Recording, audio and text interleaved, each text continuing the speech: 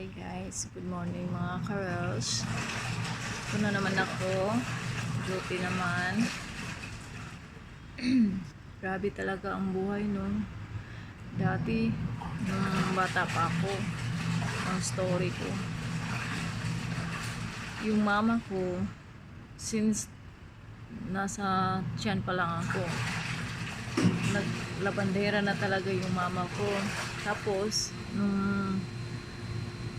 malaki na ako, sumasama na ako sa kanya araw-araw naglalaba. Tapos alam mo naman yun sa probinsya, ang hirap ng buhay. Tapos minsan walang makain. Tapos yung kita namin sa paglalaba, kulang lang sa pagkain namin. Kain. Tapos wala nang matira. Tapos hanggang ngayon nag-asawa na ako.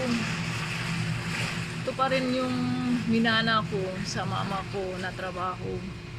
At least marangal naman yung trabaho ko.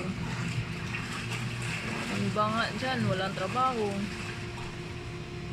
Buti na lang meron akong trabaho kahit ganito lang.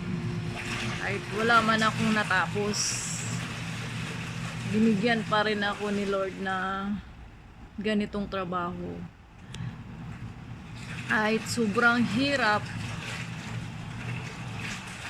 kinaya ko lahat-lahat. Saka dito ako nasanay. Kung alam nyo, kung lahat i-story ko lahat, iwan ko lang, baka maiyak kayo.